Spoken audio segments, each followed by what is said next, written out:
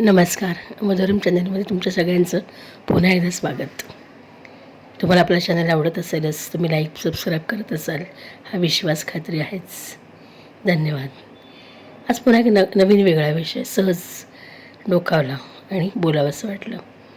नेहमीचंच नुकतंच एका समारंभाच्या निमित्तानं एका स्नेहांकडे जाण्याचा योग आला होता आणि त्यांचा मुलगा अतिशय खोडकर होता. कट्याळ, सतत काहीतरी खोड्या करत होता. उलट बोलणं, टिंगल करणं त्याचं चालू होतं. साधारण एक 12-13 वर्षाचा असेल. त्याचं ते वागणं बघून थोडंसं मनामध्ये विचारलं की का असं बघत असेल हा मुलगा. म्हणजे बालकांचं हे समाजविरोधी वर्तन आहे असं वाटलं. आणि या दरम्यान मुलांच्या वर्तनामध्ये बदल दिसून येतात.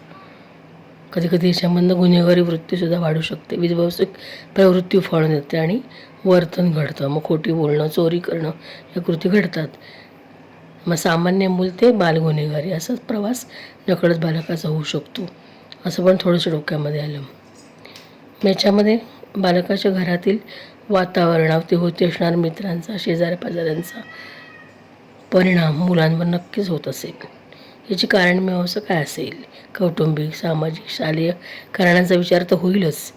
प्राप्त परिस्थितीमध्ये बदलत चाललेल्या काळानुसार बदल अपेक्षित असले तरी मुळाशी घट्ट धरून राहणं, ही जाणीव पोचवणं, प्रामुख्यानं कौटुंबिक पातळीचा विचार करणं महत्त्वाचं ठरतं. कारण बालक ज्या कुटुंब जन्माला येतं, वाढतं, तर त्याचा परिणाम त्याच्या नकळत वर्तनावरती दिसून येतोच. आणि मग त्या अनुषंगाने विचार डोक्यामध्ये येतो की यासाठी घरात कोणीतरी मोठं हवंच किंवा मोठ्याने आधारवड बनणं गरजेचं आहे. तुम्हाला विषय कळला असेलच. पूर्वी घरामध्ये उंबरठे, मोठी वयस्कर माणसं असायची. त्यामुळं घराचा कारभार मर्यादित आणि धाकात चालायचा. आता आजकालच्या काळामध्ये हे शक्य नसलं तरी थोडंसं आपण एक अनुभव म्हणून भूतकाळातला घ्यायला काहीच हरकत नाही. आणि त्यातून आपल्या आत्ताच्या कृतीमध्ये थोडंसं वर्तन आपण पालक म्हणून मुलांसाठी केलं तर त्याचा नक्कीच फायदा होऊ शकतो. या अनुषंगाने विचार करता येईल. घरात उंबरठे आणि मोठी वयस्कर माणसं असायची असा मी शब्द वापरला. त्यामुळे घराचा कारभार मर्यादित आणि धाकात चालायचा. कुठल्याही कार्याचा श्रीगणेशा करण्याआधी घरातील ज्येष्ठ मंडळींचा सल्ला घेतला जायचा. त्यांच्या अनुभवाचे सर्व विचार घ्यायचे, करायचे, त्यांना मान द्यायचे अशी प्रथा होती. त्यामुळे घरातील देवघरानंतर महत्त्वाचं स्थान म्हणजे घरातील वयस्कांचंच असं म्हणता येईल. आता सध्या हा भाग नाही असं मी म्हणत नाही, पण पूर्वीचं वातावरण आणि आत्ताच्या वातावरणात नक्कीच थोडाफार फरक, संदर्भ बदलतीलच. त्याचा आदरच. आत्ताची वास्तविकता फार वेगळी आहे. काळानुसार घरात गुळगुळीत फरशा बसल्या आणि घरातील सदस्य घराच्या मर्यादा आपापल्या सोयीने ठरवू लागले की काय असं वाटायला लागलं. स्वयंपाक खोली काय आणि देवघर काय, सगळीकडे घरभर चपला घालून फिरायला पण सुरुवात केली. मोठी माणसं नाहीशी होत आहेत, त्यामुळे धाक नावाची गोष्ट लोप पावत चालली आहे असं वाटलं. मर्यादा, धाक, शिस्त, संस्कृती इत्यादी प्रकारच्या या गोष्टी हल्ली व्हॉट्सअपवर सकाळी सकाळी वाचण्यापुरत्या राहिल्यात की काय असं वाटतं. पूर्वी याच गोष्टी चालीरीती घरातील मोठी माणसं सांगायची, म्हणून घरात मोठी वयस्कर माणसं पाहिजेत असं वाटलं. मोठ्याने मोठ्यांचं मोठेपण जपायला हवं, जपलं पाहिजे असंही म्हणता येईल. संध्याकाळी दिवे लागणीला शुभंकरोती रामरक्षांचा सूर कानावर पडला पाहिजे, जसा पूर्वी पडायचा किंवा पडतही असेल.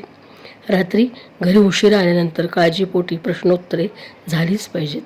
रात्रीचं उरलेलं अन्न टाकून देण्याऐवजी त्याला फोडणी, तडका देऊन आणखीन चविष्ट आणि चटपटीत बनवून सकाळच्या न्याहारीत वाढणारं कोणीतरी घरातलं मोठं पाहिजे. मोजून मापून खर्च कसा करायचा याचे धडे शिकवणारं कोणीतरी पाहिजे. चुकलं तिथं रागवायला तर कधीतरी तोंड भरून कौतुक करायला, शाबासकी द्यायला सुद्धा आणि आशीर्वाद द्यायला सुद्धा घरात कोणीतरी मोठं हवं. घरात कोणीतरी मोठं पाहिजे. एकाच छताखाली सर्वांना एकत्र पद्धतीत बांधून ठेवणारं, पण तेही मोठं व्यक्तिमत्व, पारदर्शकता ठेवणारं हवं, एवढं मात्र नक्की. TV बंद ठेवून सर्वांनी सोबत जेवण का करावं यामागचं कारण उत्तमरित्या पटवून देणारं. बाहेर पडताना देवापुढचं अंगारा कपड्यावर लावणारं, दरवाजामध्ये आपल्याला सोडायला येणारं आणि पुन्हा मागे वळून बघ म्हणत घराची आठवण द्यायला शिकवणारं, सांगणारं.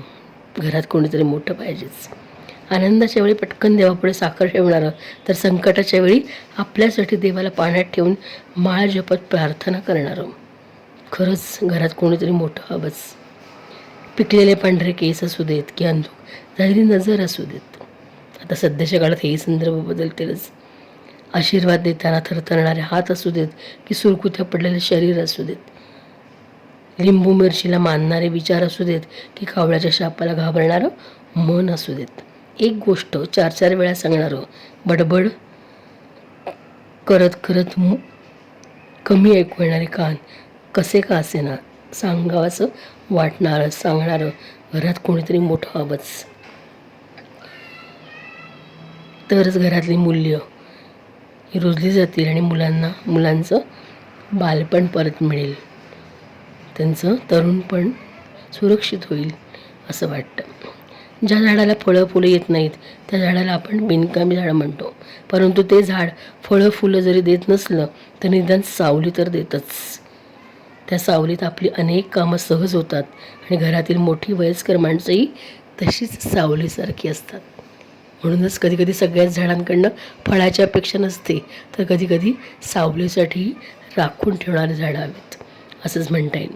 त्यांच्या असण्यानंच आपल्याला नकळत खूप आधार होतो. त्यांचं अस्तित्व, त्यांचं असणं आपल्यासाठी खूप मोलाचं असतं. घरातून बाहेर पडताना डोकं ठेवून नमस्कार करण्यासाठी घरात ते अनुभवी असे पाय हवेत. घरात मोठं कोणीतरी पाहिजेच असं वाटलं. झेप घेण्याची ताकद ही मनातून येते आणि तिथे वयाचे संदर्भ योग्य ठरत नसावेत. कारण माणसानं म्हातारं होऊ नये, पण ज्येष्ठ जरूर व्हावं. कारण म्हातारपण इतरांचा आधार शोधतं, तर ज्येष्ठत्व इतरांना आधार देतं. वयाचे संदर्भ सध्याच्या काळात योग्य ठरणार नाहीत, कारण कोणाला असं आवडणार नाही. म्हणजेच म्हातारे होऊ नये, पण ज्येष्ठ जरूर होता यायला हवं असं सांगते. कारण म्हातारपण इतरांचा आधार शोधतं, तर ज्येष्ठत्व इतरांना आधार देतं. असे ज्येष्ठत्व जपणारे घरात कोणीतरी जरूर असावं असं वाटलं. पण काळ बदलला, समाज मनही बदललं, विचारांची दिशाही बदलली आणि मोठ्या केवळ वयाने नव्हे तर प्रगल्भ हाताची, शाबासकीची, आशीर्वादांची गरज भासेनशी झाली. मन स्वार्थ पाहू लागलं आणि उमलत्या कळ्यांना बंदिस्त करू लागलं. घरात मोठं कोणीतरी पाहिजेच ही एक म्हण बनून राहिली. आदर्शही बदलले, लहान मोठ्यांचे जगण्याचे संदर्भही बदलत चाललेत. आपणही बदलायला हवं का असा विचार येऊन, पण नाही, मनानं कधीच म्हातारे न होता एक आधारवड ज्येष्ठ होण्याची गरज वेळ आली खरी असं वाटलं. आपल्याला कोणा ज्येष्ठांचा आधार नाही मिळाला, पण म्हणून घरात मोठं कोणीतरी हवंच ही खंत राहिलीच. मनात असूनही केवळ कोणी इतरांच्या सुखासाठी त्याच्या आधाराचा, सहवासाचा त्याग करावा लागला किंवा लागलेला असतो. हेही कारण असते. म्हातारे नको, ज्येष्ठ होऊयात, मग पटेल घरात कोणीतरी मोठं हवंच सेमिका बोलतीये. सध्याच्या काळात आधारवडांची गरज आहे. काळ प्रतिकूल आहे. पुन्हा मूल्यांची बीजं रुजवण्यासाठी अशा मोठ्यांची गरज घरात आहेच. मात्र ते मोठे आधारवड हवेत. आपलंच बघणारे नकोत. पटले तुम्हाला असं वाटते, पण उगाच व्यक्तव्यान नको ही जनरीतच.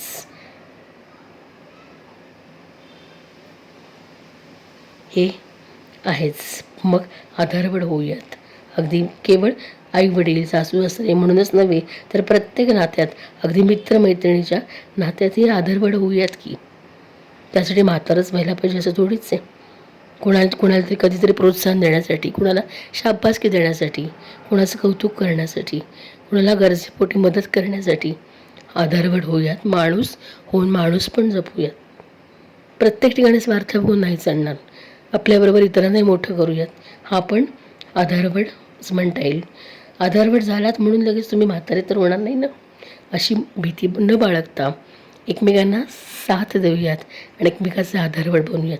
असं नकळत त्या प्रसंगावरून मनात विचार आला. कारण तुम्ही जे रुजवाल, तुम्ही जे जग दाखवाल तेच ती मुलं जगतील आणि तेच त्यांचं पुढचं आयुष्य होईल. त्यामुळे आजची मुलं तुमची उद्याची प्रॉपर्टी आहे. असंच म्हणलं तर ती मूल्य आपण आपल्याच घरात रुजवली तरच ती पुढपर्यंत जाणार आहेत. म्हणून ते शिकवणारी, आशीर्वाद देणारी, वाट दाखवणारी, वाटसरू स्वरूपातली आधारवड घरात हवेत. म्हणून कधीतरी कोणाचं तरी आधारवड होऊयात असा विचार मनात आला आणि बोलावंसं वाटलं. आजचा विषय तुम्हाला आवडला असेलच. धन्यवाद. पुन्हा भेटूच पुढच्या विषयात.